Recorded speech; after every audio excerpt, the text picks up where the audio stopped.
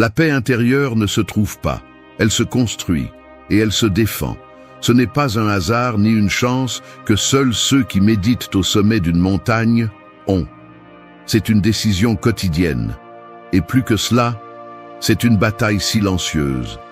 Parce que nous vivons dans un monde bruyant, des gens qui donnent leur avis sans savoir, des réseaux qui absorbent jusqu'à l'âme, des responsabilités qui pèsent comme des pierres sur le dos. Tout pousse, tout exige, tout draine. Et si tu n'es pas vigilant, si tu ne fais pas le ménage, si tu n'apprends pas à fermer des portes et des bouches, tu te vides de l'intérieur, sans t'en rendre compte. Le pire, c'est que souvent l'ennemi est à l'intérieur. Ce ne sont pas les autres, c'est toi, disant oui quand tu voulais dire non, avalant des mots qui avaient besoin de sortir, attendant la validation de personnes qui ne se comprennent même pas elles-mêmes. Et c'est là que le vrai travail commence. Éliminer en silence tout ce qui sabote ta paix. Ce n'est pas un chemin pour les gens tièdes. Nous ne sommes pas ici pour décorer de jolies phrases ou pour romantiser la souffrance. Nous sommes ici pour récupérer ce qui nous appartient. Une vie calme, solide, forte. Un esprit qui ne s'effondre pas chaque fois que quelque chose change à l'extérieur. Un cœur qui ne se donne plus à n'importe qui, ni ne s'agenouille pour attirer l'attention. Dans cette vidéo, nous allons parler de 8 décisions stoïciennes que tu peux commencer à appliquer dès aujourd'hui pour protéger ta paix comme si c'était un trésor. Parce que c'est le cas. Et celui qui ne le comprend pas, celui qui ne respecte pas ton chemin, ne mérite pas de place sur celui-ci. 1.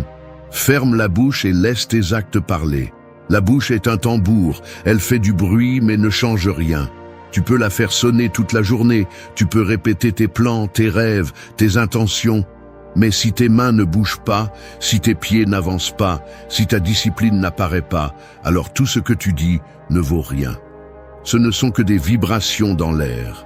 Des mots lancés au vent pour sentir, pour un instant, que tu fais quelque chose, alors qu'en réalité tu es paralysé.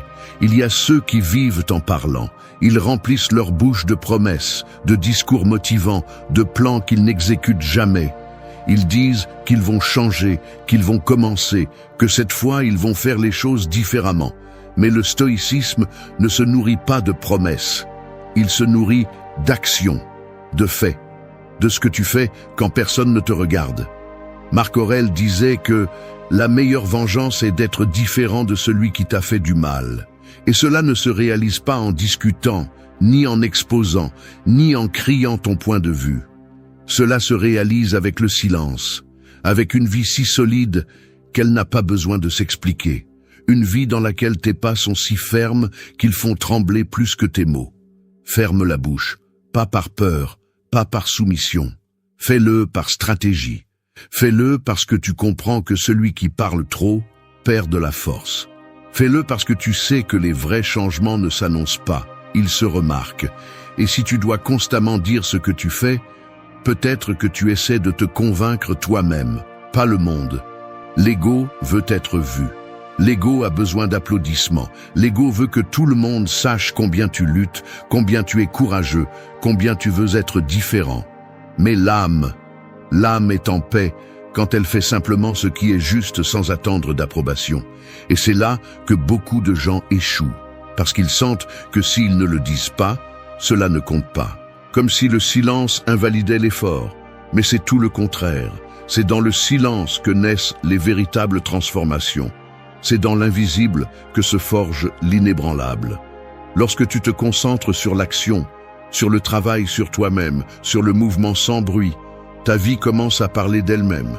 Et quand cela arrive, tu n'as plus besoin d'expliquer quoi que ce soit. Épictète disait « N'explique pas ta philosophie, vis-la ». Et cela s'applique à tout. N'explique pas tes limites, pose-les simplement. Ne justifie pas ta guérison, fais-la simplement. N'essaie pas de convaincre quelqu'un de ton processus. Continue simplement à avancer. Celui qui a des yeux pour voir, verra. Celui qui n'en a pas, peu importe. La paix intérieure se construit dans les espaces où tu choisis de te taire. Où au lieu de discuter, tu observes. Où au lieu de répondre, tu souris et continues ton chemin.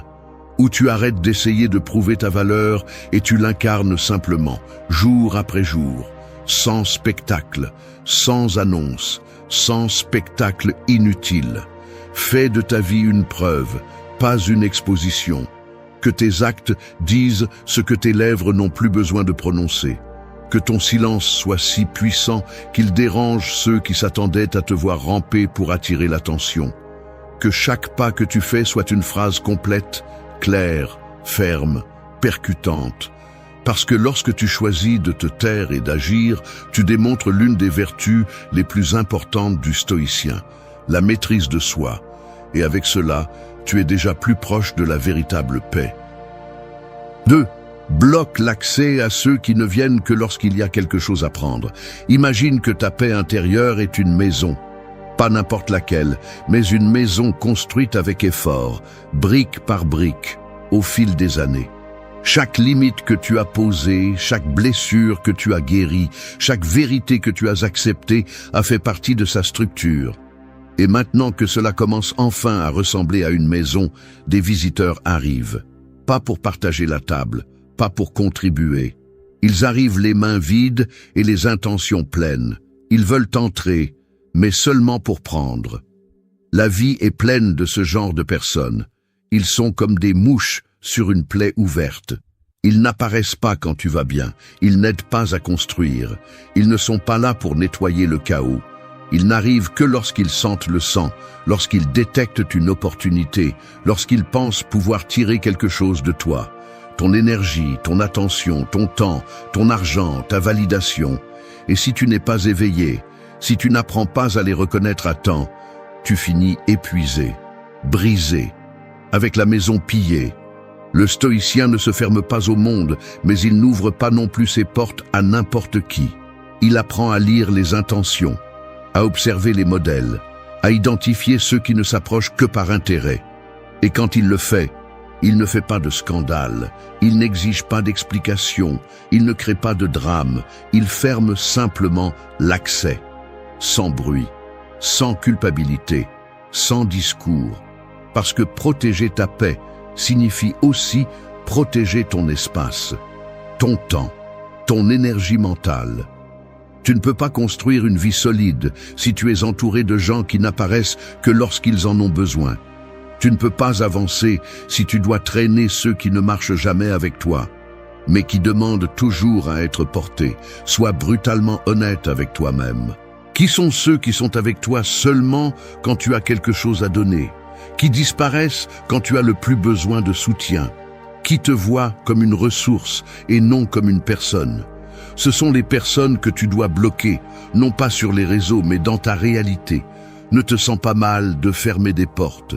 Tu te protèges. Tu prends soin d'un terrain que tu as eu du mal à semer. Tout le monde ne mérite pas d'avoir accès à ta vie, et cela ne fait pas de toi un égoïste. Cela te rend conscient, cela te rend fort. Sénèque disait que la vie est assez longue si on sait bien l'utiliser. Et permettre à des personnes vides d'absorber ton temps, c'est gaspiller cette vie. C'est donner des morceaux de toi à ceux qui ne savent même pas apprécier les leurs. C'est laisser les autres prendre de toi ce que tu n'es même pas prêt à donner. Commence à traiter ton énergie comme quelque chose de sacré. Ton attention, ta présence, ton soutien ne sont pas gratuits. Pas pour celui qui n'apparaît que lorsque tu brilles. Commence à remarquer qui célèbre tes réussites sans se sentir éclipsé. Qui t'appelle juste pour savoir comment tu vas, sans rien te demander en retour. Qui reste quand il n'y a rien à gagner. Ce sont les personnes qui méritent une place dans ta maison. Et si pour l'instant il n'y a personne comme ça, c'est bon. Le silence est préférable à la compagnie intéressée. La solitude choisie est 1000 fois plus saine qu'une foule vide. Apprendre à être avec toi-même sans être drainé est l'un des actes les plus courageux que tu puisses faire. Ta paix est un terrain limité. Tu ne peux pas laisser n'importe qui la fouler. Il y a des portes qui doivent être fermées et des verrous qui doivent être posés, même si cela fait mal. Parce que si tu ne le fais pas, personne d'autre ne le fera. Et alors tu resteras coincé dans le même cycle, donner à ceux qui ne méritent pas, attendre de ceux qui ne peuvent pas, tomber encore et encore dans le même trou. Aujourd'hui est le jour pour changer cela. Sans avertissement, sans discours, sans besoin de se battre, agis simplement. bloque l'accès et recommence à construire en silence. 3. Brise l'habitude de te trahir avec un oui. Chaque fois que tu dis oui en voulant dire non, c'est comme si tu signais un contrat contre toi-même. Tu ne le vois pas, aucune alarme ne sonne, personne ne s'en rend compte. Mais en toi, quelque chose se brise, petit, presque imperceptible, une fissure dans ton intégrité, une trahison silencieuse qui s'accumule à chaque concession que tu fais par peur de déranger, de décevoir, de mal paraître. Le problème est que nous avons appris à associer le oui à la bonté, à la courtoisie, à l'acceptation. Comme si la valeur d'une personne se mesurait à combien elle peut céder, combien elle peut endurer, combien de fois elle peut se mettre en arrière-plan sans faire de bruit. Mais c'est une formule parfaite pour le ressentiment, l'épuisement et la perte d'identité. Dire oui pour éviter le conflit externe crée un conflit interne bien pire. Un qui s'accumule jour après jour jusqu'à ce que tu te rendes compte que tu vis une vie qui ne te ressemble pas. Travaillant dans ce qui ne te satisfait pas, sortant avec des gens qui ne t'inspirent pas, faisant des faveurs que tu ne veux pas faire, acceptant des conditions qui t'épuisent, juste pour maintenir une image qui ne te représente même pas. Le stoïcisme ne te demande pas d'être cruel, il te demande d'être ferme, que tu vives selon tes principes, pas selon les attentes des autres, que ta parole ait du poids, que ton non soit aussi sacré que ton oui. Parce que lorsque tu te dis oui à toi-même, à ta paix, à tes limites, à tes véritables besoins, tout commence à s'ordonner. Dire non ne fait pas de toi une mauvaise personne, ça te rend honnête, ça te rend libre, ça te rend fort. C'est un acte de respect envers toi et aussi envers l'autre. Parce qu'accepter ce que tu ne veux pas, faire semblant d'être d'accord, participer dans l'inconfort, au final, c'est une forme de mensonge, et le stoïcien ne ment pas. Non pas parce qu'il a peur d'être découvert, mais parce qu'il sait que vivre dans la vérité est le seul chemin vers la cohérence interne. As-tu réalisé combien de fois tu as dit oui par peur? Peur qu'il se fâche, peur d'être exclu, peur qu'il pense mal de toi? Mais cette peur ne disparaît pas avec chaque oui faux. Au contraire, elle se nourrit, elle se renforce, jusqu'à ce qu'elle finisse par te contrôler complètement. Et là, tu ne choisis plus. Tu réagis, tu obéis à un besoin désespéré de plaire. Le courage n'est pas de dire oui à tout, le courage est de dire non quand tu sais que c'est la bonne chose à faire. Même si ta voix tremble, même s'il y a des conséquences, même si tu perds des choses ou des personnes en chemin, parce que ce qui se perd quand tu es fidèle à toi-même n'a jamais vraiment été à toi, et ce qui reste, c'est ce qui vaut la peine d'être conservé. Ne te trahis plus. Ne continue pas à céder de l'espace dans ta vie à des décisions qui ne te représentent pas. Chaque fois que tu acceptes quelque chose qui te fait mal, tu te rends complice de ta propre souffrance. Et cela doit cesser. Pas demain, aujourd'hui. Commence par les petites choses. Dis non à ce que tu ne peux pas, à ce que tu ne veux pas, à ce qui te dérange profondément. Sans crier, sans te justifier. Dis-le simplement, calmement, avec conviction, avec la tranquillité de celui qui a décidé que sa paix n'est pas négociable. Parce que la véritable liberté n'est pas de pouvoir dire oui à tout. C'est d'avoir le courage de dire non sans se sentir coupable. C'est là que commence ton pouvoir. C'est là que commence le respect pour toi. Et c'est là, exactement là, que commence la reconstruction de ta paix intérieure. 4. Frappe la porte du présent et entre, même si tout tremble. Imagine que tu es devant une porte, pas n'importe laquelle, mais une énorme, lourde, rouillée par la peur et le doute. Derrière cette porte se trouve le présent, le seul réel. Mais au lieu de l'ouvrir avec détermination, tu restes à regarder, penser, douter, faire des plans, des listes, des excuses, attendre le moment parfait qui n'arrive jamais. Parce que la vérité est celle-ci. Le présent ne s'ouvre pas avec gentillesse. Le présent se frappe. Nous vivons piégés dans le plus tard. Quand je serai prêt, quand j'aurai du temps, quand tout sera plus calme. Et dans cette attente, la vie nous échappe. Nous continuons à donner du pouvoir au passé qui n'existe plus et à avoir peur de l'avenir qui n'est pas encore arrivé. Mais nous n'agissons jamais ici, dans le seul endroit où nous avons vraiment le contrôle. Le stoïcien comprend que le présent n'est pas une suggestion, c'est une obligation. Épictète l'a bien dit, tu n'as pas de pouvoir sur ce qui s'est déjà passé, ni sur ce qui ne s'est pas encore produit. Tu n'as que cet instant. Et si tu ne l'utilises pas, si tu ne le conquiers pas, tu le perds. Point. Mais le présent fait peur, parce qu'il exige de l'action, parce qu'il ne permet pas d'excuses, parce qu'il te regarde en face et te dit « fais-le maintenant » ou « tais-toi pour toujours ». Et beaucoup de gens ne sont pas prêts pour ça. Ils préfèrent le confort de la pensée, la chaleur de la plainte, le refuge de ce qui est connu, même si ça fait mal. Tu dois comprendre quelque chose. La peur ne disparaît pas avant d'agir. La peur disparaît quand tu agis. Et souvent, elle ne disparaît même pas. Tu apprends juste à bouger avec elle sur toi, à faire les choses avec les mains qui tremblent, à avancer avec le cœur qui bat fort, avec la voix qui se brise, avec des doutes dans la tête, mais à avancer quand même. Entrer dans le présent, c'est décider que tu ne vas plus repousser ce que tu sais que tu dois faire. C'est regarder tes excuses en face et leur dire « Vous n'avez plus de pouvoir sur moi ». C'est arrêter de consulter ta peur à chaque pas que tu fais. C'est vivre comme si ta vie dépendait de ce moment, parce que c'est le cas.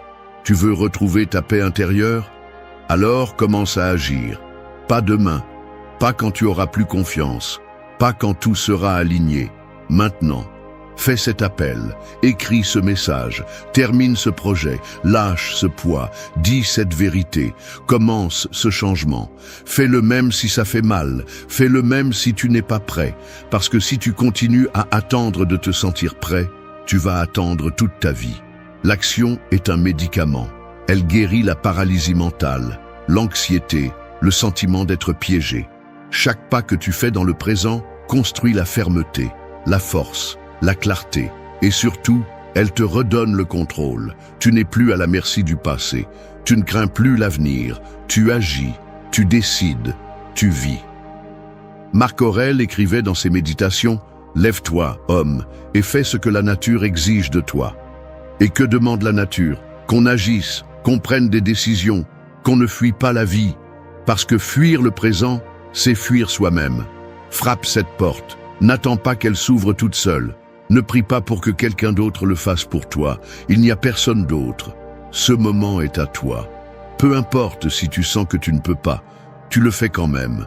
Parce que c'est là la différence entre ceux qui construisent leur paix et ceux qui la désirent seulement. Certains agissent, d'autres attendent. 5. T'es la voix qui vit pour te détruire. En toi, il y a une voix. Elle n'est pas externe, elle ne crie pas, elle n'apparaît pas soudainement. Elle est subtile, elle est comme une goutte constante tombant sur la même pierre. Au début, tu la remarques à peine, puis elle commence à faire mal. Elle te parle quand tu échoues, quand tu doutes, quand tu te trompes. Elle ne t'encourage pas, elle ne te relève pas, elle t'enterre. Cette voix n'est pas ta conscience, c'est ton bourreau. Cette voix se nourrit de la peur, de la culpabilité, des erreurs du passé. Elle est la somme de tout ce que les autres t'ont dit que tu étais et que tu as accepté sans questionner. Tu n'es pas assez. Tu ne réussiras jamais. Tu gâches toujours tout. Tu n'as pas besoin d'ennemis externes quand à l'intérieur de toi, il y a un esprit qui répète ces phrases comme si elles étaient la vérité absolue. Mais elles ne le sont pas. Marc Aurèle a écrit « Le bonheur de ta vie dépend de la qualité de tes pensées ». Et pourtant, beaucoup oublient que ces pensées peuvent être remises en question, que tout ce que tu penses n'est pas vrai, que tout ce que tu ressens n'a pas une base réelle. Mais si tu ne fais pas ce travail, si tu n'apprends pas à identifier cette voix destructrice, tu finis par lui obéir. Tu deviens l'esclave de ton propre esprit. Il y a une grande différence entre être exigeant envers soi-même et être autodestructeur. Le premier veut que tu t'améliores, le second veut que tu t'enfonces. Le premier te confronte dans l'intention que tu grandisses. Le second t'attaque jusqu'à ce que tu sois paralysé. Et le problème est que cette voix destructrice ne crie pas toujours. Parfois, elle chuchote. Et elle le fait avec des mots si familiers que tu les confonds avec ton identité.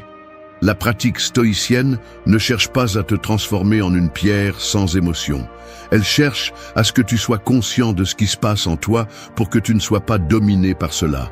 Cela inclut tes pensées les plus sombres, tes croyances les plus limitantes, tes récits les plus nuisibles. Tu dois apprendre à écouter ce que tu te dis quand tu es seul. Te parles-tu avec respect ou avec mépris? Te traites-tu comme tu traiterais quelqu'un que tu aimes ou comme tu traiterais un ennemi? Parce que la façon dont tu te parles est l'environnement dans lequel tu vis. Et si cette voix intérieure est un champ de bataille, ta paix ne grandira jamais là. Taire cette voix ne signifie pas l'ignorer, mais lui faire face, lui demander d'où elle vient, qui l'a installée, quand elle a commencé à parler plus fort que ta propre volonté. Peut-être était-ce une figure du passé, peut-être des années d'échecs non résolus, peut-être que c'était toi-même, peu importe.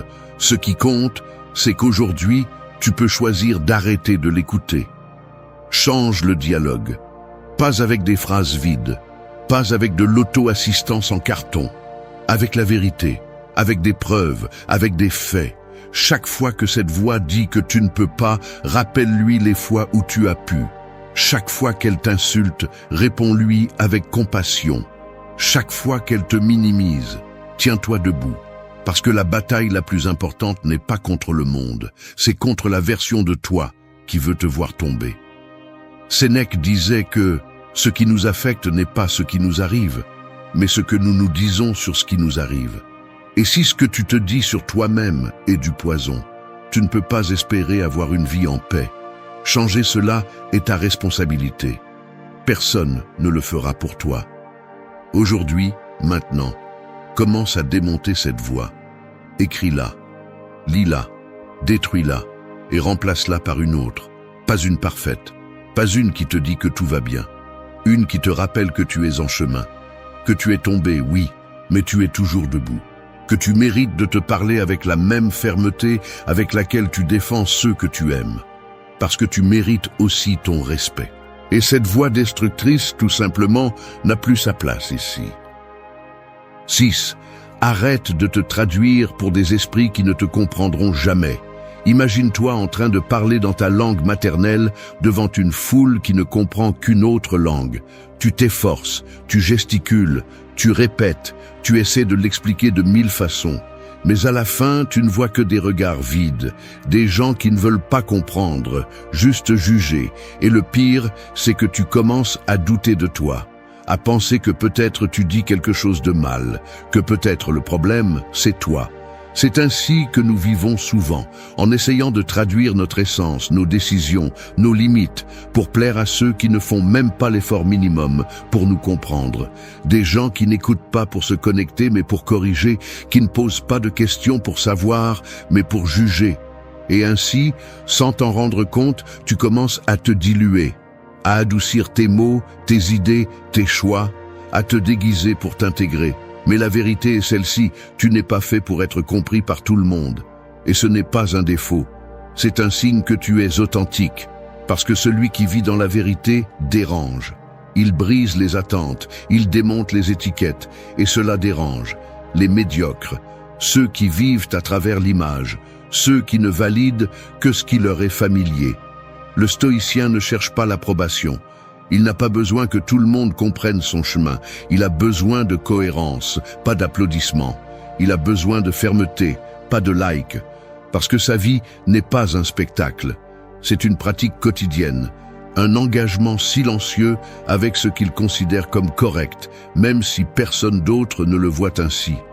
Sais-tu combien de temps tu perds à essayer de t'expliquer, à justifier tes décisions, à argumenter pourquoi tu ne te tais plus, pourquoi tu as fixé des limites, pourquoi tu as laissé certains lieux ou personnes derrière toi? Et sais-tu ce que tu obtiens en retour? Rien. Seulement plus d'incompréhension, plus de jugement, plus d'usure. Parce que peu importe combien tu t'efforces, il y a des gens qui ne te comprendront pas. Non pas parce que tu es complexe, mais parce qu'ils ne sont pas prêts à regarder au-delà de leur petit monde mental. Et tant que tu continueras à essayer de les faire comprendre, tu continueras à repousser ta paix. Parce que cette paix arrive quand tu arrêtes de rendre des comptes au bruit. Quand tu décides de vivre dans ta vérité, même si personne n'applaudit. Quand tu acceptes qu'être mal compris est le prix à payer pour être réel. Ne t'épuise pas à expliquer ton évolution à ceux qui sont restés coincés. Ne baisse pas le volume de ta voix pour qu'elle s'adapte à des oreilles qui ne tolèrent que le confort. N'adoucis pas tes décisions pour ne pas déranger ceux qui n'ont plus de place dans ta vie. Ton chemin est le tien. Tes processus sont les tiens. Ta croissance, tes blessures, tes victoires silencieuses. Tout cela est ton histoire. Et tu n'as pas besoin de la traduire pour personne. Celui qui veut te comprendre le fera par empathie, pas par jugement. Celui qui te valorise n'a pas besoin que tu te justifies. Il te regarde simplement et il comprend tout. Marc Aurèle a écrit que nous ne devons pas perdre de temps à débattre de ce qu'une bonne personne devrait être. Nous devons simplement en être une. Et dans le même esprit, arrête de discuter de qui tu es. Sois simplement, agis simplement, continue simplement à marcher, sans regarder en arrière, sans demander la permission, sans t'excuser d'être toi. Il y a une liberté à arrêter de te traduire. Il y a une paix à arrêter de convaincre, et il y a du pouvoir à marcher fermement, même si personne ne comprend où tu vas. Alors, arrête d'ajuster ton âme pour des esprits étroits. Celui qui te voit dans l'ignorance ne mérite pas d'explication.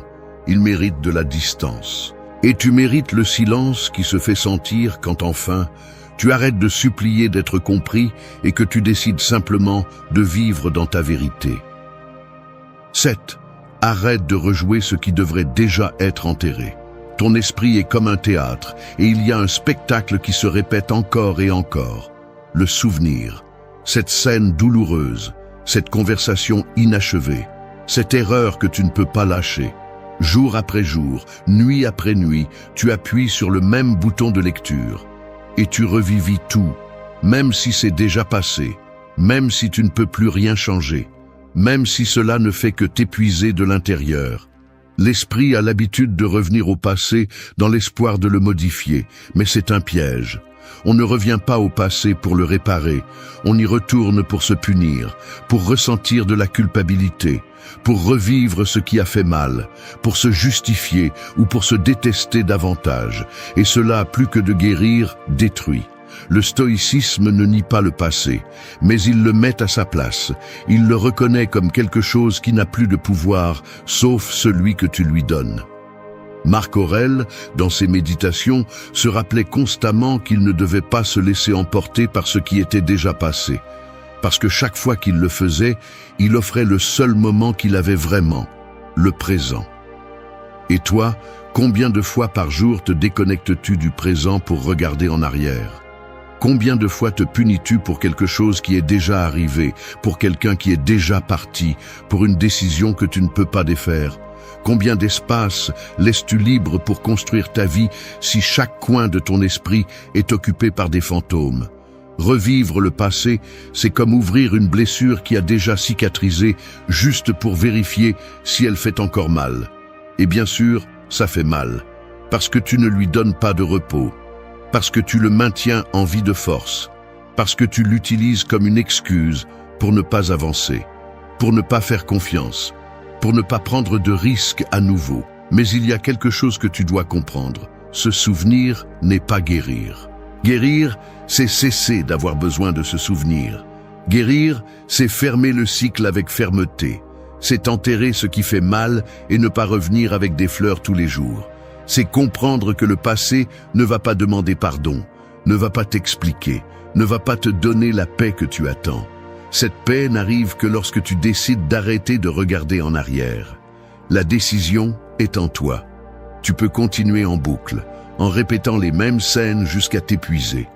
Ou tu peux éteindre le spectacle, quitter le théâtre et commencer à écrire quelque chose de nouveau.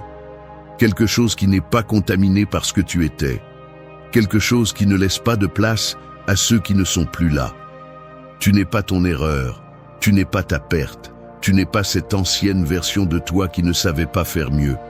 Aujourd'hui, tu es quelqu'un de différent. plus conscient, plus fort, plus éveillé. Et tu mérites une vie qui n'est pas liée à ce qui a déjà été. Alors aujourd'hui, sans cérémonie, arrête le replay. Arrête d'ouvrir cette boîte qui ne contient que de la douleur. Arrête d'analyser chaque mot, chaque geste, chaque décision du passé. C'est fini, c'est passé. Ça n'a plus d'importance. La seule chose qui compte maintenant, c'est ce que tu vas construire avec ce que tu as appris. Choisis d'arrêter de traîner ce qui devrait être enterré. Parce que tant que tu continueras à le porter, ta paix sera impossible. Mais quand tu le lâcheras, quand tu l'enterreras enfin, tu te rendras compte qu'il n'a jamais été aussi lourd que tu le faisais sentir. Ce n'était qu'un souvenir. Et toi, tu es bien plus que ça. 8. Balaye la maison de l'intérieur et élimine ce qui te vide. Imagine ton intérieur comme une maison. Pas celle que tu montres quand tu reçois des invités, pas celle que tu nettoies de l'extérieur pour qu'elle paraisse présentable. Je parle de la vraie, celle où tu gardes tout ce que tu ne veux pas voir, des tiroirs pleins de culpabilité, des pièces remplies de rancœur, des coins sombres où tu caches des pensées qui te font honte. Et te voilà, essayant de vivre en paix dans une maison qui est un désastre à l'intérieur. Penses-tu vraiment te sentir léger si tu n'as rien balayé ? Attends-tu de la clarté alors que tu accumules des déchets émotionnels année après année? Ça ne fonctionne pas comme ça. Personne ne peut construire du bien-être à partir de l'abandon intérieur. Tôt ou tard, ce que tu ne nettoies pas te contamine. Ce que tu ne ranges pas t'embrouille. Ce que tu ne lâches pas te détruit. La paix n'est pas quelque chose qui apparaît simplement. Elle se crée. Et pour la créer, tu dois d'abord nettoyer. Vider, examiner ce que tu portes et te poser une question brutalement honnête. Est-ce que cela me remplit ou me vide? Il y a des pensées qui te vident, des idées que tu portes comme des chaînes, des croyances qui n'ont jamais été les tiennes, mais que tu as adoptées comme vérité. Tu dois balayer tout cela. Il y a des émotions qui se sont enquistées, des colères que tu n'as pas exprimées, des deuils que tu n'as pas terminés, des culpabilités qui ne t'appartiennent pas. Balaye tout cela aussi. Et oui, il y a aussi des personnes, certaines que tu as pris l'habitude d'avoir près de toi, mais qui ont cessé d'apporter quelque chose depuis longtemps, des relations qui ne nourrissent plus, qui ne font que t'épuiser, des liens basés sur le devoir, la peur ou l'habitude. Et te voilà, avec la porte ouverte, les laissant entrer et te prendre de l'énergie chaque fois qu'ils le souhaitent. Jusqu'à quand ? Nettoyer de l'intérieur est un acte d'amour-propre, mais aussi de courage, parce qu'en le faisant, tu te confrontes à toi-même, à ton histoire, à tes erreurs, à tes ombres, mais tu te fais aussi de la place, tu te donnes de l'air, tu te donnes l'opportunité d'être libre. N'attends pas d'atteindre le fond pour le faire. Tu n'as pas besoin d'une crise pour réaliser que tu as laissé entrer trop de choses inutiles. Fais-le maintenant, en silence, sans drame. Juste toi, avec toi-même. Ferme les yeux et parcours ton intérieur comme si tu visitais une vieille maison. Et commence à balayer. Enlève le besoin de plaire, la peur du rejet, le ressentiment envers ceux qui ne t'ont pas donné ce dont tu avais besoin, la culpabilité de t'être choisi, la haine pour ce qui n'a pas marché comme tu l'avais prévu. Tout cela pèse, tout cela occupe de l'espace que tu pourrais utiliser pour quelque chose de mieux. Veux-tu vivre en paix ? Alors deviens le gardien de ton espace mental et émotionnel. Ne laisse pas n'importe quelle pensée entrer. Ne permets pas à n'importe qui de s'installer dans ta vie. Ne t'habitue pas au chaos simplement parce qu'il te semble familier. Fais le ménage comme si tu protégeais ton temple, parce que c'est ce que tu es, un temple. Pas une décharge émotionnelle, pas une maison abandonnée, un lieu sacré. Et tu n'as pas besoin de l'expliquer à qui que ce soit. Tu n'as pas à donner de raison pour arrêter de répondre, pour prendre de la distance, pour changer tes habitudes, pour recommencer à zéro. Le nettoyage est interne, privé, profond. Il ne se justifie pas, il se fait. Quand tu balayes vraiment, ce n'est pas seulement la saleté qui s'en va, la clarté revient aussi, la légèreté, le calme. Et là, dans ce nouvel espace que tu construis en toi, commence à fleurir quelque chose qui n'a pas de prix, la paix. Pas celle que tu feins pour qu'on ne te pose pas de questions, la vraie, celle qui naît lorsque tu oses ne garder que ce qui te nourrit. Alors fais-le, aujourd'hui, balaye de l'intérieur, et si ça fait mal, que ça fasse mal, parce qu'après ça, tu vas respirer différemment. Il y a une vérité difficile à accepter, mais qui tôt ou tard te saute au visage. Tout ne dépend pas de toi. Tu peux planifier, tu peux te battre, tu peux te briser l'âme en essayant de faire fonctionner quelque chose. Et pourtant, ça ne marche pas. Parce que la vie n'est pas une machine qui répond à ta volonté, c'est une rivière. Et quand tu t'obstines à nager à contre-courant, tout ce que tu réussis à faire, c'est t'épuiser. Nous vivons dans une société qui nous a appris à forcer, à contrôler, à pousser chaque pièce pour qu'elle s'emboîte. On nous vend l'idée que si tu ne fais pas tout ton possible pour obtenir ce que tu veux, alors tu échoues. Mais personne ne te dit que, bien souvent, le plus sage est de lâcher prise. Personne ne t'apprend qu'il y a aussi de la force dans l'acte de ne pas insister, que parfois, la reddition n'est pas une défaite, mais une clarté. Du point de vue stoïcien, arrêter de forcer ne signifie pas se rendre à la passivité. Cela signifie reconnaître tes limites, accepter ce que tu ne peux pas changer et maîtriser ce que tu peux. Cela signifie apprendre à aller avec le courant, au lieu de te battre avec la réalité comme si elle te devait quelque chose. Cette vidéo n'est pas faite pour ceux qui cherchent des solutions magiques. Elle est faite pour ceux qui en ont assez de se traîner derrière ce qui n'arrive pas. Pour ceux qui sont prêts à regarder en face, à assumer leur part et à arrêter de perdre de l'énergie sur ce qu'ils ne peuvent pas contrôler. Nous allons parler de 8 principes, 8 façons d'arrêter de forcer. 8 leçons que tu peux commencer à pratiquer aujourd'hui. Ce ne sont pas de jolies phrases, ce sont des armes, des idées qui tranchent, des attitudes qui, si tu les appliques, vont te transformer. Si tu cherches la paix, la clarté et la force, c'est le chemin. Mais ça ne va pas être facile, ça va faire un peu mal, parce que aller avec le courant de la vie commence par arrêter de te battre avec toi-même. 1.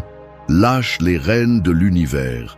Combien de fois as-tu essayé de tout contrôler absolument? Les gens, les résultats, les temps, les réactions, les décisions qui ne t'appartiennent pas. Tu crois que si tu anticipes chaque problème possible, si tu réfléchis plus, si tu fais plus, si tu ne laisses rien au hasard, alors les choses se passeront comme tu le veux. Mais ça ne fonctionne pas comme ça. La vie n'est pas un échiquier où tu peux déplacer toutes les pièces à ta guise. Il y a des choses qui ne sont tout simplement pas sous ton contrôle. Et plus vite tu le comprendras, moins tu souffriras. Les stoïciens l'ont dit il y a des siècles, et c'est toujours vrai aujourd'hui. Tu ne peux pas contrôler ce qui se passe à l'extérieur, mais tu peux contrôler comment tu réagis. C'est ça, le vrai pouvoir. Mais tant que tu continueras à essayer de contrôler tout ce qui est externe, tu resteras esclave de tes frustrations. Le désir de contrôler naît de la peur, peur que les choses tournent mal. Peur qu'une chose ou une personne te fasse du mal, peur de perdre, peur du vide. Et alors tu t'accroches à tout avec désespoir, plans, personnes, promesses, routines, attentes. Comme si tu pouvais soutenir l'univers avec tes propres mains. Mais tu ne peux pas. Et quand tu essaies de le faire, tu n'obtiens qu'une chose, t'épuiser. Lâcher les rênes de l'univers n'est pas une résignation. Ce n'est pas devenir indifférent. C'est comprendre que ton énergie a une limite et que si tu la dépenses à te battre contre ce que tu ne peux pas changer, tu n'as plus rien pour ce qui dépend de toi. Parce que pendant que tu es occupé à vouloir contrôler le monde, tu négliges ton monde intérieur. Et c'est là que tu as vraiment de l'influence. Imagine que tu es au milieu d'une tempête. Le vent souffle fort, la pluie tombe avec fureur et tu essaies de l'arrêter avec tes mains. Cela semble ridicule, n'est-ce pas? Eh bien, c'est ce que tu fais chaque fois que tu essaies de forcer la réalité. Tu veux que les gens agissent comme tu l'attends, que les résultats arrivent quand tu les exiges, que la vie réponde à tes temps. Mais la vie a son propre rythme, et si tu n'apprends pas à le respecter, elle t'emporte. Le stoïcisme t'apprend à concentrer ta force sur ce qui compte. Et ce qui compte, c'est ce que tu fais avec ce que tu dois vivre. Tu peux insister, tu peux lutter, mais tu dois aussi savoir quand t'arrêter. Lâcher les rênes de l'univers est un acte d'intelligence. Ce n'est pas se rendre, c'est rediriger ton énergie vers ce que tu peux modeler, ton caractère, ta discipline, tes décisions. Fais ceci. Chaque fois que tu te sens anxieux parce que quelque chose ne se passe pas comme tu l'espérais, arrête-toi. Demande-toi, cela dépend-il de moi? Si la réponse est non, lâche prise. Et si la réponse est oui, alors agis avec détermination. Mais arrête de vivre avec l'illusion que tu peux tout contrôler. Parce que tu ne peux pas, personne ne le peut. Lâche les rênes, laisse l'univers faire sa part, fais la tienne avec fermeté, mais arrête de t'épuiser à essayer de gérer l'ingérable. C'est un jeu que tu ne gagneras jamais. Quand tu acceptes cela, quelque chose change. Tu ne luttes plus contre le courant. Tu commences à couler. Non pas parce que tu deviens faible, mais parce que tu comprends enfin où se trouve ton véritable pouvoir. Habite l'instant comme si tu venais de te réveiller d'un long sommeil. La plupart des gens ne sont pas éveillés. Ils respirent, marchent, travaillent, se plaignent, mais ils ne sont pas présents. Ils vivent comme s'il y avait toujours quelque chose de plus à venir qui leur donnera du sens, comme si le moment présent n'était qu'un obstacle entre eux et ce futur idéal. Et ainsi passent les jours, en attendant, piégés dans un presque là. Et pendant ce temps, la vie leur échappe. Ce point n'est pas une jolie métaphore, c'est un appel à l'éveil. Tu es ici, maintenant, mais es-tu vraiment là? Ou ton esprit est-il pris dans ce qui s'est passé hier et ce qui pourrait arriver demain? Le stoïcisme te crie quelque chose de très clair. La seule réalité qui existe est l'instant présent.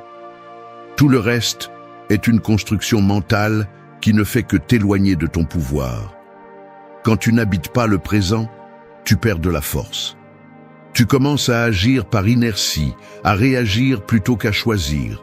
Tu deviens un automate qui répète les mêmes schémas, les mêmes plaintes, les mêmes frustrations. Non pas parce que le monde est cruel, mais parce que tu dors. Tu es en pilote automatique et c'est une façon lente de mourir de l'intérieur. Habiter l'instant ne signifie pas vivre sans direction. Cela signifie être éveillé pendant que tu avances. Être ici, en cette seconde, complètement. Sentir l'air, regarder dans les yeux, vraiment écouter, agir avec intention. Ne pas courir comme si la vie était une course que tu dois terminer avant que quelqu'un d'autre ne te rattrape. Parce qu'il n'y a pas de ligne d'arrivée. Tout ce que tu as, c'est ce moment. Et si tu ne le vis pas, personne ne le vivra pour toi. Regarde autour de toi. Combien de choses fais-tu chaque jour sans t'en rendre compte? Tu te réveilles avec le téléphone à la main. Tu manges sans savourer. Tu parles sans écouter. Tu travailles sans être présent. Et quand la nuit tombe, tu te demandes pourquoi tu te sens vide. Je vais te dire pourquoi. Parce que tu n'étais pas là. Ton corps, oui. Ton attention, non. Le stoïcisme ne parle pas de pleine conscience moderne, ni de phrases de motivation vide. Il parle de conscience. Marc Aurèle le disait clairement. Ne gaspille pas ce qui te reste de vie à penser aux autres, à moins que ce soit pour le bien commun. Chaque pensée qui te vole du présent, chaque émotion qui te tire hors du maintenant, te vole la vie. Se réveiller est une décision. N'attends pas un coup de chance ou une crise pour réagir. Ouvre les yeux maintenant. Habite cet instant comme si tu venais de sortir d'un coma. Comme si tu comprenais enfin que chaque seconde que tu vis avec attention a plus de valeur qu'1 million de réalisations vides obtenues depuis l'inconscience. Fais ceci. La prochaine fois que tu te sens pris dans des pensées sur ce qui devrait se passer, respire. Reviens à toi. Regarde autour de toi. Si tu manges, mange. Si tu parles, écoute. Si tu es seul, ressens-toi. Ne fuis plus. Parce que pendant que tu cours après le futur, tu laisses mourir le présent. Et le présent est la seule chose qui peut te transformer. La seule chose que tu peux toucher. La seule chose que tu peux utiliser. Tout le reste n'est que fumée. Réveille-toi et reste éveillé. Parce que la vie n'attendra pas que tu décides de la vivre. Je te le dis sérieusement. Chaque instant ignoré est un cadeau que tu as brûlé sans t'en rendre compte. 3. Respire comme celui qui domine les tempêtes. Imagine que tu es au milieu d'un océan déchaîné. Le ciel est noir, les vagues frappent avec fureur et le vent semble vouloir tout détruire. Tu n'as pas le contrôle sur la mer, ni sur le climat, ni sur le chaos qui t'entoure. Mais tu as une seule chose, ta respiration. Au milieu de la tempête, la seule chose que tu peux contrôler est ton souffle. Et si tu parviens à le garder ferme, constant, profond, alors tu ne fais pas que survivre. Tu gouvernes la tempête de l'intérieur. C'est ainsi que fonctionne la vie. Le chaos sera toujours là. Il y aura toujours des problèmes, des tensions, des défis qui échappent à tes mains. Mais la différence entre quelqu'un qui sombre et quelqu'un qui avance réside dans sa capacité à respirer consciemment, comme celui qui a compris que le véritable pouvoir n'est pas de contrôler le monde, mais de se maîtriser soi-même. Respirer peut sembler insignifiant, automatique, sans importance, mais ce n'est pas le cas. La respiration est l'encre qui te soutient lorsque tout le reste vacille. Quand tu es anxieux, respire. Quand tu es en colère, respire. Quand la peur te mord le dos, respire. Pas comme un acte passif, pas comme un truc superficiel, mais comme un guerrier qui sait que la première étape pour ne pas perdre le contrôle est de ne pas laisser le corps dicter la bataille. Les stoïciens le savaient. Ils ne parlaient pas de la respiration comme d'une technique de relaxation, mais comme d'un outil de pouvoir intérieur. Parce que quand tu respires profondément, tu ne fuis pas le problème, tu l'affrontes depuis le centre. Tu dis à la vie, je suis là, je ne vais pas me briser. Beaucoup vivent en réagissant à chaque stimulus, à chaque mot, à chaque pensée. Ils se mettent en colère, crient, s'angoissent, se perdent. Et tout cela parce qu'ils n'ont jamais appris à s'arrêter, à prendre de l'air, à créer un espace entre ce qui se passe et ce qu'ils font. Cette pause, cette seconde d'air conscient, cette respiration, est ce qui sépare l'esclave émotionnel du maître de lui-même. Fais cet exercice. Quand tu sens que tout te dépasse, arrête-toi. N'agis pas. Ne réponds pas. Respire simplement. Inspire profondément. Sens l'air entrer. Expire lentement, reviens au présent. Répète-le jusqu'à ce que la tempête en toi commence à se calmer. Il ne s'agit pas d'éliminer le conflit, il s'agit de ne pas te laisser emporter. Respirer est plus qu'une fonction biologique, c'est un rappel constant que tu es en vie. Et être en vie signifie avoir une chance, un choix, un instant pour décider comment tu veux agir. Tu ne peux pas contrôler la mer, mais tu peux contrôler comment tu navigues dessus. Et cela commence par ta respiration. Respire comme celui qui domine les tempêtes, pas comme celui qui veut leur échapper. Parce que les tempêtes ne vont pas disparaître. Mais si tu restes ferme, si tu apprends à respirer au milieu du chaos, alors aucun choc ne sera suffisant pour te briser. Maîtriser ta respiration, c'est maîtriser ton impulsion. C'est te donner l'espace dont tu as besoin pour choisir clairement.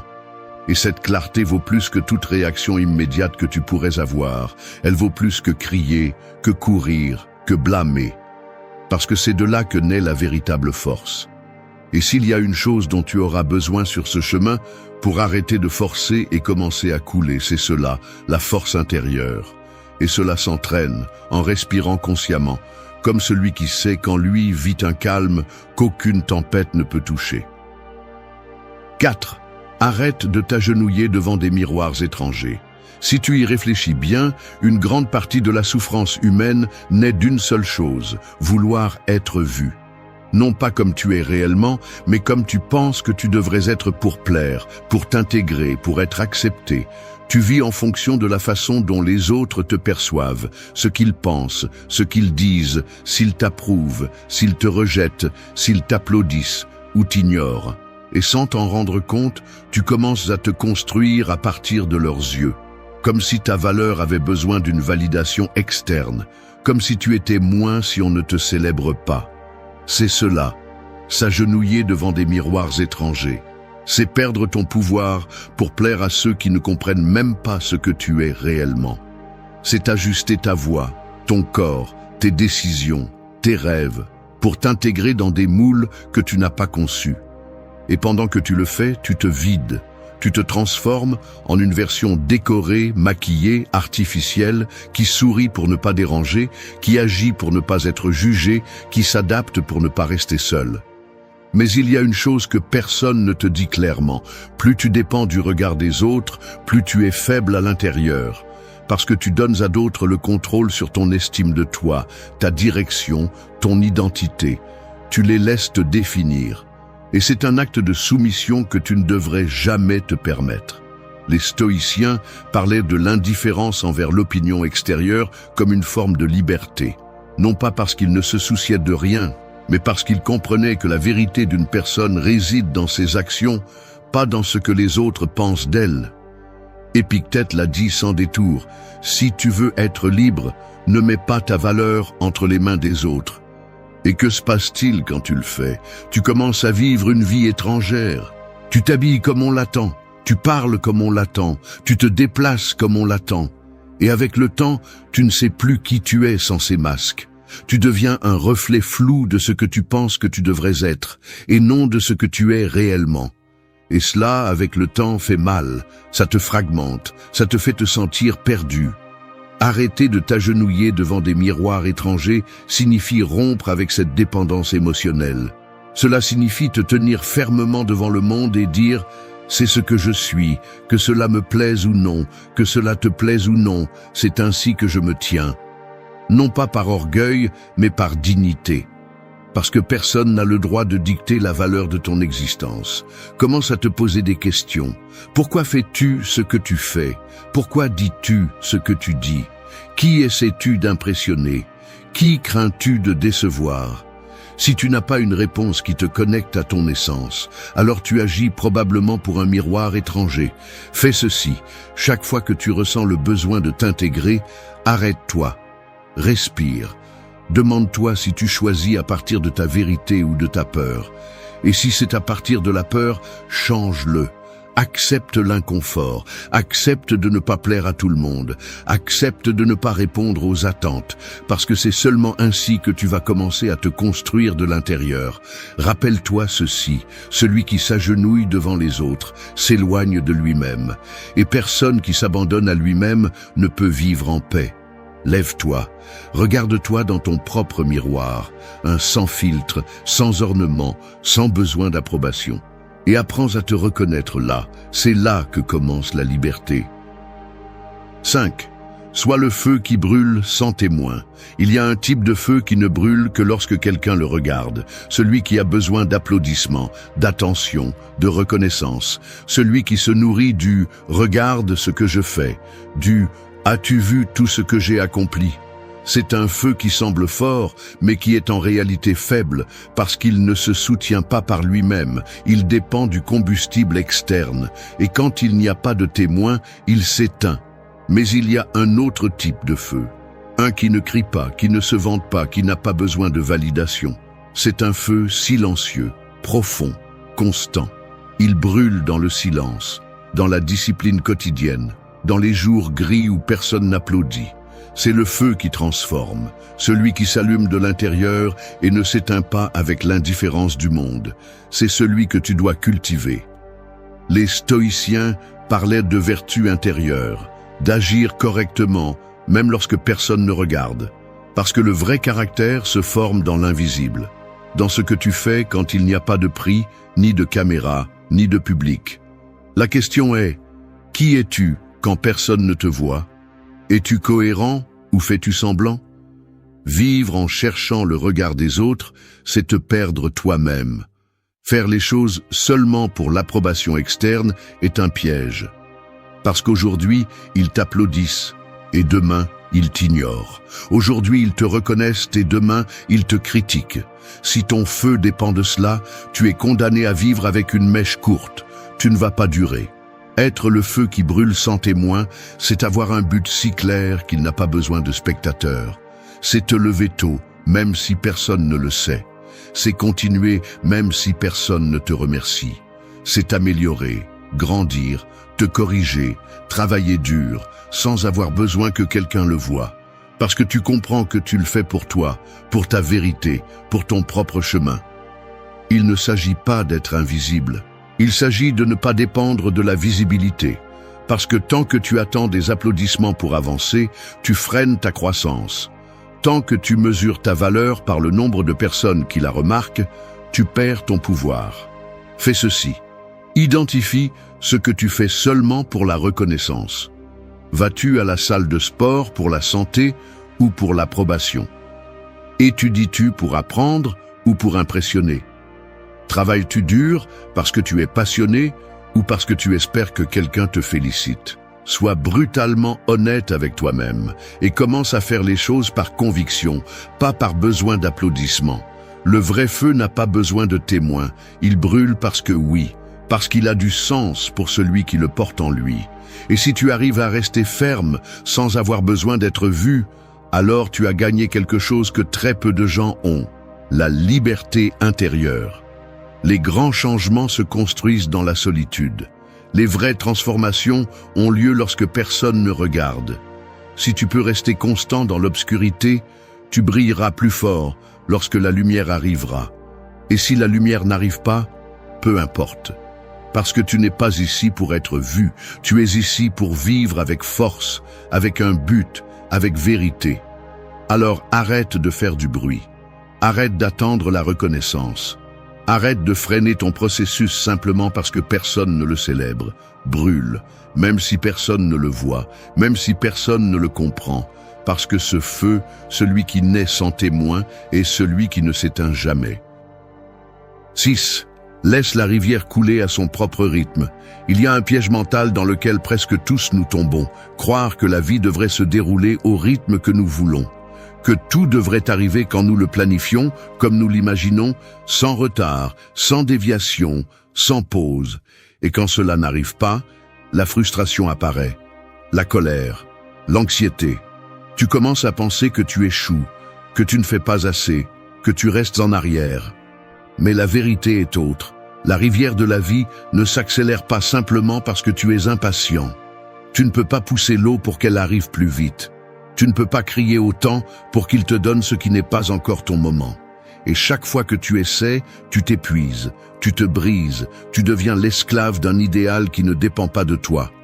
Et le pire, tu perds de vue tout ce qui se passe pendant que tu es trop occupé à vouloir avancer ce qui n'est pas encore arrivé. Le stoïcisme enseigne une idée que beaucoup ne veulent pas accepter. Il y a un ordre naturel dans les choses. Un rythme que tu ne peux pas contrôler, mais que tu peux respecter. Et si au lieu de le forcer, tu l'accompagnes, alors tu commences à vivre avec plus de clarté, avec moins de tension, avec plus de pouvoir réel. Parce que ton énergie n'est plus dirigée à te battre contre le courant, mais à avancer avec lui. Laisse-moi être clair. Vouloir tout de suite, maintenant, instantanément, est une forme d'immaturité. C'est agir comme si l'univers te devait des explications, comme si tu savais mieux que la vie quand et comment les choses doivent arriver. Mais tu ne le sais pas, tu ne l'as jamais su, et plus vite tu acceptes cela, plus tu vas grandir. T'est-il arrivé que quelque chose ne se soit pas passé quand tu le voulais, mais qu'avec le temps tu comprends que c'était pour le mieux? Ce n'est pas une coïncidence, c'est qu'il y a des choses que tu n'es pas prêt à vivre, des situations qui ont besoin de temps. Des processus qui doivent mûrir, et si tu les forces, tu les gâches, comme cueillir un fruit de l'arbre avant qu'il ne soit prêt. Tu peux le faire, bien sûr, mais tu vas avaler quelque chose d'amer. Laisser la rivière couler à son propre rythme n'est pas rester les bras croisés. C'est agir avec présence, avec discipline, avec dévouement, mais sans être obsédé par le résultat immédiat. C'est faire ce qui te revient aujourd'hui, sans exiger de la vie qu'elle te donne demain ce que tu n'as pas encore construit. Fais ceci, quand tu te sens désespéré parce que les choses n'avancent pas. Respire et rappelle-toi que tout ne dépend pas de toi. Demande-toi si tu fais ta part avec constance. Si la réponse est oui, alors lâche prise, fais confiance, attends sans abandonner mais sans te désespérer. Et si tu ne fais pas ta part, alors arrête de te plaindre et commence à bouger. Mais ne confonds pas l'urgence avec l'anxiété. Ne confonds pas l'action avec le désespoir, parce que quand tu agis à partir de l'anxiété, tu prends des décisions faibles. Et ensuite tu te demandes pourquoi les choses ne vont pas bien. La vie n'est pas une course. Tu ne concours avec personne. Le temps que tu mets à accomplir quelque chose ne définit pas ta valeur. Ce qui te définit, c'est comment tu traverses ce temps. Avec patience ou avec colère, avec foi ou avec peur, avec sagesse ou avec impulsivité. Laisse la rivière couler, et toi, avance fermement mais sans hâte, parce que ce qui est pour toi arrivera, non pas quand tu l'exiges, mais quand tu seras vraiment prêt à le soutenir. 7. Entoure-toi d'âmes qui n'éteignent pas ta lumière.